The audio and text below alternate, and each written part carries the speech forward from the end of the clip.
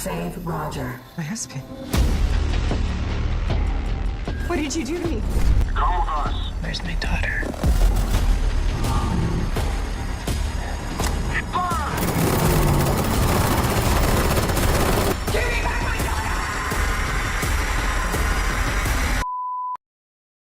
कहानी के शुरू में हम एक औरत को देखते हैं जिसका नाम एलन था और वो एक छोटी बच्ची के साथ समंदर के किनारे खेल रही थी। जिसके बाद हमें दूसरा सीन दिखाया जाता है। कुछ सिपाही किसी पर गोलियां चला रहे थे। तभी एक जगह पर एलन की आंख खुलती है और जो कुछ उसने समंदर के किनारे देखा ये सिर्फ उसका एक सपना था।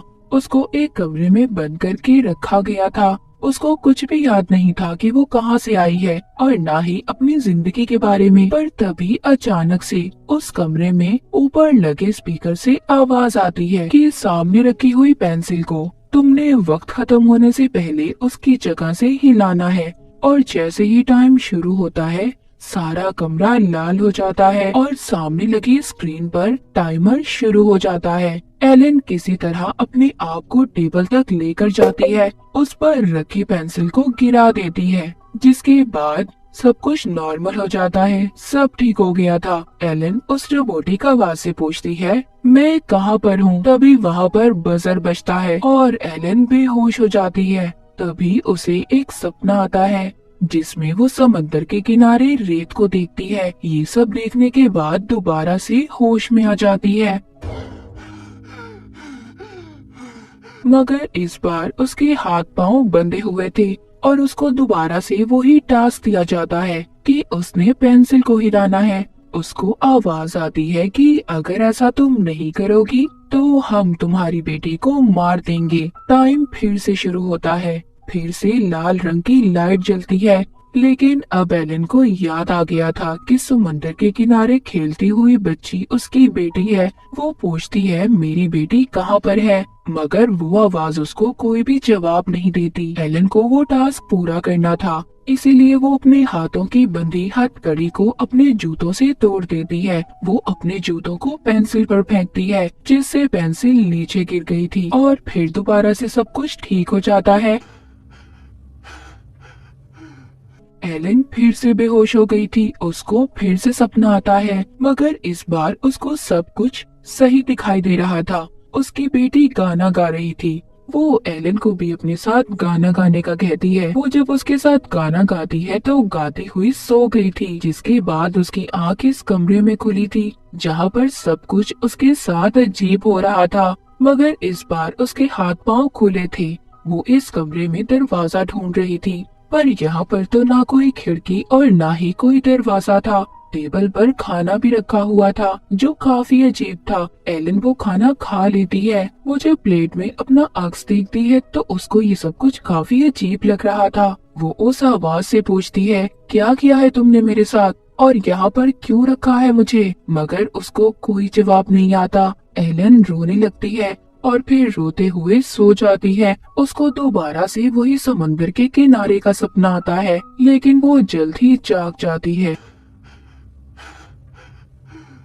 उसे फिर से वही आवाज आती है और उसे कहा जाता है कि तुमने दोबारा से पेंसिल को हिलाना है। अगर इस बार तुमने पेंसिल को ना हिलाया तो तुम्हारी बेटी को हम मार देंगे। जिस पर एलन चिल्लाती है और कहती है अगर वाकई तुम्हारे पास मेरी बेटी है तो मुझे इस बात का सबूत दो, मुझे उसकी आवाज सुननी है। तभी वो उसको उसकी बेटी की आवाज सुनवाते हैं, जिसके बाद टाइमर चल पड़ता है। लेकिन इस बार एलन के सामने कांच की दीवार थी। वो इस दीवार को तोड़ने की बहुत कोशिश करती है, पर वो नहीं तोड़ पाती। अब उसको गुस्सा आ रहा था। वो गुस्से से चिल्लाती है और पेंसिल को हिलने का कहती है। पेंसिल भी हिलकर खुद ब खुद नीचे गिर गई थी, जिसके बाद वो दोबारा से बेहोश हो जाती है और फिर से वो सपने में अपनी बेटी को देखती है, जिसके साथ बैठी वो रेत का घर बना रही थी। लेकिन इस बार उसके सर में चोट लगी हुई थी और उसको पीछे से एक आदमी की आवाज भी आती है जो उसका नाम पुकार रहा था। दोबारा से एलन को जब होश आता है तो उसकी आंख उसी कमरे में खुलती है।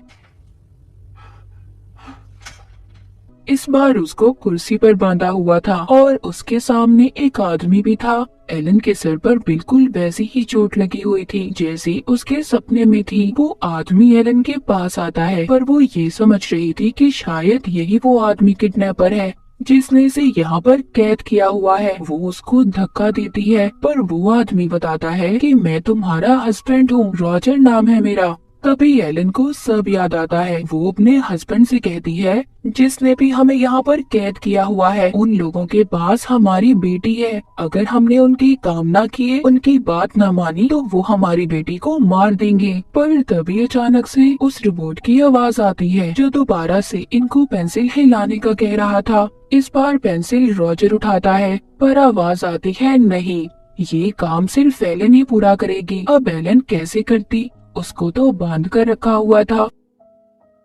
रॉजर पूछता है तुम कैसे करने वाली हो। इस पर एलन कहती है मैं ये काम बहुत बार कर चुकी हूँ, यही काम ये लोग मुझसे बार बार करवा रहे हैं पर अलग अलग तरीकों से। यही बात करते हुए दोबारा से इनके दरमियान बहस शुरू हो जाती है। तभी एलन बहुत जोर से चिल्लाती है और पेंसिल के 2 टुकड़े हो जाते हैं। ये देखकर तो रॉजर काफी हैरान था और खुद एलन भी। उसके कानों से खून भी आने लगा था। वो जैसे हर बार टास्क पूरा करने के बाद बेहोश हो जाती थी, इस बार भी उसके साथ ऐसा ही होता है।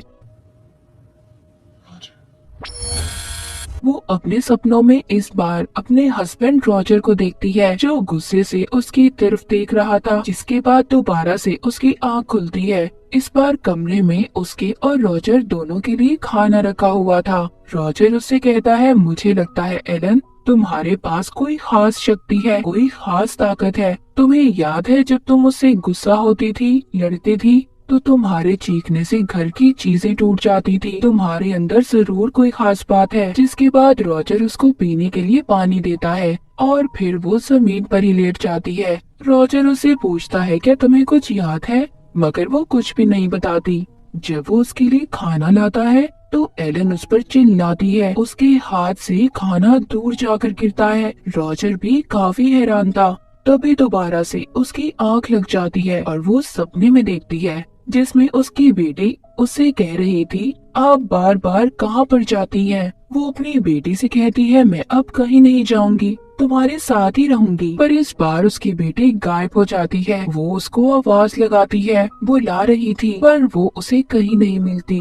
जैसे ही उसे होश आता है, इस बार उसको कमरे में कुर्सी से बांधा हुआ था जो जमीन से जुड़ी हुई थी। यहीं पर रॉजर एलन के सर में लगी हुई चोट को देखता है, जिसे देखकर उसे पता चलता है कि उसके सर में कोई चीज लगी हुई है। तभी आवाज आती है। इस बार उसको नया टास्क दिया जाता है जिसमें उसने टेबल पर रखी हुई बॉल को बाल्टी के अंदर डालना था, पर टेबल भी जमीन से जुड़ा हुआ था। रॉजर कहता है देखो तुम्हारे पास ताकत है, उसका इस्तेमाल करो और टेबल को तुम जमीन से अलग कर सकती हो। एलन अपना पूरा ध्यान लगाती है। वो टेबल को जमीन से अलग कर देती है। रॉजर उसकी तरफ टेबल लाता है और तभी वो बॉल को बाल्टी के अंदर डाल देती है। पर इस बार ये टास्क के काम करने के बाद वो बेहोश नहीं होती। उसको याद आ चुका था कि समुद्र के किनारे वो दोनों अपनी बेटी का बर्थडे मनाने गए थे। फिर ये दोनों यहाँ पर एक के बाद एक टास्क पूरा करते जा रहे थे जो पहले से ज्यादा मुश्किल थे। जैसे इनका एक टास्क ऐसा था कि इन्होंने रेत से किला बनाना था और ऐसे ही मुश्किल हर काम करने के बाद एलन के कानों से खून भी निकल रहा था। इसी तरह बहुत दिन गुजर गए थे। वो दोनों अजीब सा खाना खाकर जिंदा रह रहे थे। एक दिन एलन को टास्क दिया जाता है कि वो बंदूक के सारे हिस्सों को एक एक करके जोड़े, पर एलन इसको ठीक से नहीं कर पा रही थी। इस बात पर रॉजर उस पर गुस्सा करता है। एलन को भी उस पर गुस्सा आ रहा था और अब गुस्से में वो उस बंदूक को जोड़ लेती है और बेध्यानी में रॉजर पर गोली चला देती है, पर वो गोली लगने से पहले हवा में ही रुक गई थी। तभी सब कुछ ठीक हो जाता है और एलन बेहोश होकर दोबारा से अपने सपने में चली जाती है, जहाँ पर अब उसकी बेटी ने रेत से किला बना दिया था, पर रॉजर ने आकर उसे खराब कर दिया था। कहता है मुझसे गलती हो गई। तभी एलन जाग जाती है। अब वो दोबारा से उसी कमरे में थी जहाँ पर बैठकर वो रॉजर के साथ खाना खाती है।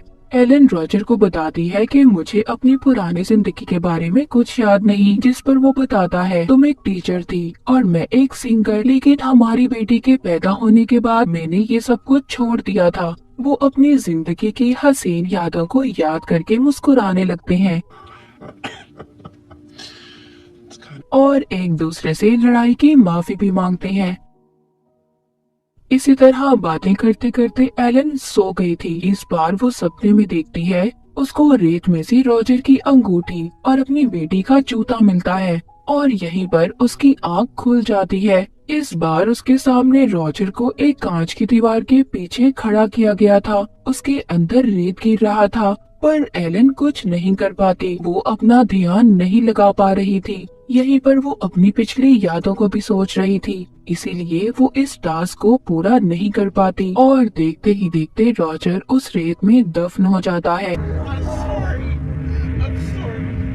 जिसके बाद आवाज आती है, तुमने अपना टास्क पूरा नहीं किया। एलन को बहुत गुस्सा आ रहा था और गुस्से में वो तेज आवाज से उस स्पीकर को भी तोड़ देती है जिससे आवाज आ रही थी। तभी उधर एक दरवाजा खुलता है जिसमें से 3 सिपाही आते हैं, लेकिन एलन अपनी ताकतों से उन्हें भी मार देती है। फिर यहाँ से बाहर आती है। वो देखती है उसने 298 टास्क पूरे किए थे। तभी वहाँ पर और भी बहुत से सिपाही आते हैं, मगर इस बार एलन अपनी ताकतों को सही से इस्तेमाल करना सीख गई थी। वो उन सभी को मार देती है।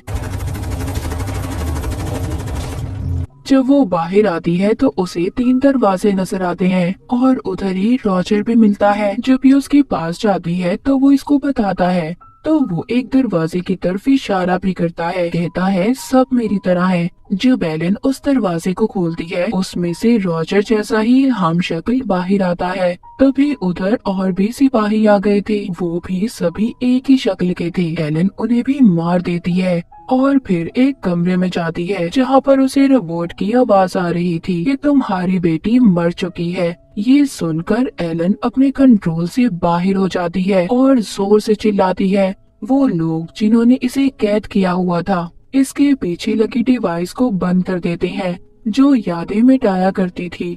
मतलब ये था कि उसके सर के पीछे जो चोट लगी हुई थी वो दरअसल एक डिवाइस थी जो उसके दिमाग में फिट की गई थी। यहाँ पर एलन को सब याद आता है कि उनकी बेटी का बर्थडे था। वो सभी मिलकर समंदर के किनारे घूमने गए थे, लेकिन इसी बीच रॉजर की उसके साथ लड़ाई हो गई और गुस्से में रॉजर ने उस पर हाथ उठाया था, जिस वजह से वो गुस्से से चिल्लाई और उसके इतने जोर से चिल्लाने की वजह से रॉजर और उसकी बेटी की मौत हो गई। अपनी फैमिली की मौत की वजह वो खुद थी। दरअसल एलन के पास खास ताकतें थी। वो आवाज इसको ये भी बताती है कि जितने भी टास्क तुमने किए सभी तुम्हारी ताकतों का टेस्ट था। तुम्हारे सामने एक दरवाजा है जहाँ पर जाने के बाद तुम सब कुछ भूल जाओगी। पर एलन कहती है नहीं, मैं अपने हस्बैंड और बेटी की यादों में रहना चाहती हूँ। मैं ये सारे टास्क फिर से करूंगी। फिर एलन को वही सपने आते हैं और फिर से उसकी आंख उसी कमरे में खुलती है, पर पहले का उसे कुछ भी याद नहीं था।